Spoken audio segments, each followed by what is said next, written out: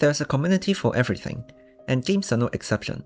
But have you ever thought about how being involved with a community can affect the way you think, and sometimes even about yourself? We might even find ourselves defending games we don't play, or spending hours scrolling through community content. Even though I have quit Honkai Star Rail, I still catch myself scrolling through fan animations, fan art, and news that draw me back, even when I don't want to return. So, why does this happen? Most people see communities as spaces for socializing, but in reality, they function more as psychological ecosystems. In this video, we will be focusing on game communities specifically. We will be covering what engaging in a gaming community does to us, and why it is so hard to let go and pull away. On the surface, a community seems harmless. When a new game releases, we join a subreddit, join Discord servers, or look for content creators, all without thinking much of it. But something subtle starts happening. The moment we join a community, we immediately start wearing labels, and others in the community begin to see and address us through those labels. It can range from something broad to something more specific. For example, in the rhythm game community, I can be identified as an Eterna player, a 4-key player, an experience player, a stamina main, an accuracy main, wrist up player, to name a few. Over time, these labels become part of our identity. Subconsciously, we begin to think that these are our people, this is our place, and this is who we are. This gives us a sense of belonging which is extremely powerful. It gives us comfort, validation, company, and ultimately, a place in a larger circle. But once this identity forms, it becomes very emotionally expensive to let go. The identity link is the foundation for everything that follows. Once a game becomes part of our identity, we react to criticism differently. For example, if someone says Eterna is a pointless game, my instinctive reaction used to be defending it, explaining its depth, its challenge, and why people without rhythm game experiences wouldn't understand it. When we observe this reaction more closely, a clear pattern emerges, which is that our brain interprets criticism as an attack. Even if what the person says doesn't matter, our brains will still disagree, because at this stage, criticism is equivalent to attacking your identity. This is known as in-group identity defense. I will be linking a relevant study about it in the description, but in essence, group identification is guided by multiple general principles that have motivational or need-like properties, and this applies directly to game communities. Being part of a game community gives us validation. It allows us to think positively about ourselves, gain a sense of belonging, feel influential through discussions, feel special through labels, and even feel superior to those outside the community. According to the study, when these identity motives are threatened, people subconsciously work even harder to satisfy them. This effectively means that when a game we love gets attacked, we will be driven to defend it, because it is tied to our identity of associating with the community and the game.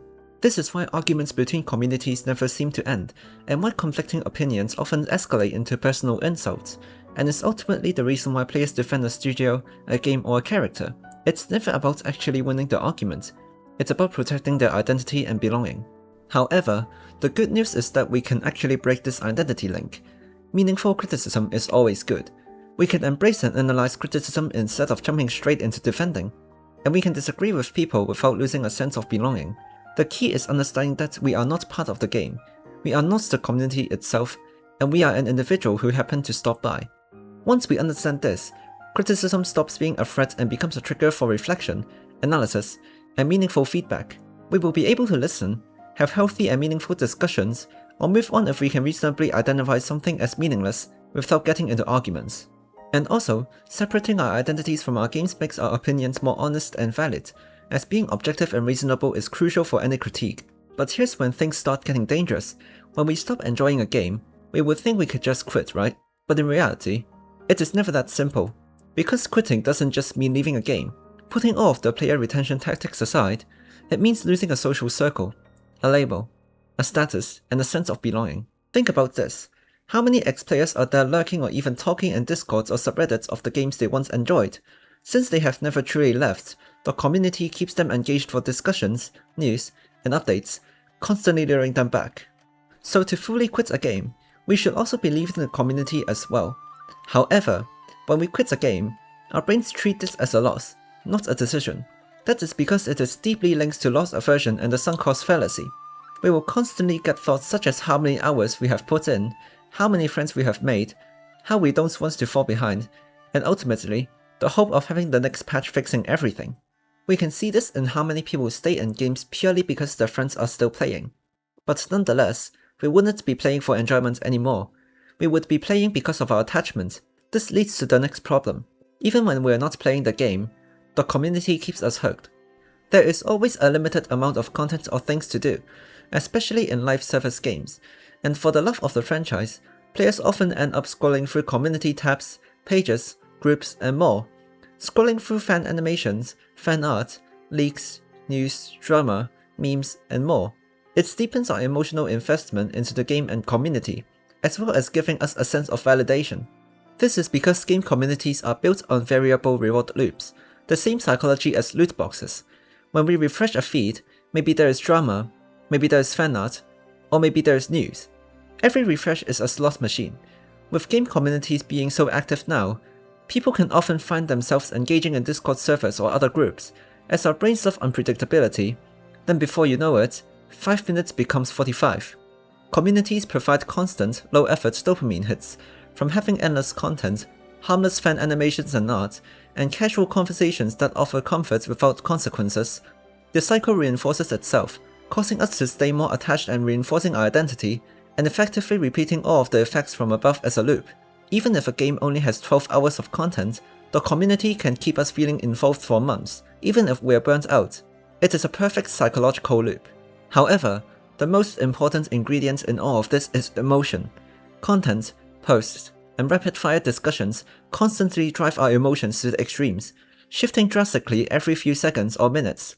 This is the exact reason why short-form content keeps us hooked for hours on end, and always makes us feel horrible after long periods of consumption. Short-form content drives our emotions rapidly, without giving us any meaningful way to respond. We can get mad, get upset, or get happy. There is nothing we can do to react to that feeling. The most we can do is comment, which is basically nothing. Community posts work the same way. Maybe you see a cute fan animation and it makes you happy, and instinctively, you want to share it with others, or you stumble upon someone slandering your game. You get mad and you immediately share it with others. Either way, the posts trigger emotional reactions, which are amplified through interactions, reinforcing identity and deepening attachment. Hate is a powerful emotion, and when a community shares a common target, it can lead to aggressive behavior such as blanket insults, pointless hostility, and escalating conflicts between communities. From the objective standpoint, all of those things don't actually hold any value. There is nothing wrong with game communities, and mostly our experiences can be quite positive. They give us belonging, identity, friendships, memories, and more, but they also shape us without us realizing. They affect how we think, how we react, how we judge, as well as how long and how much we stay attached. Even when we have moved on from the game itself, it is very hard for anyone to be completely unaffected by this, which is why it is crucial that we incorporate reflection as a major part of our thinking.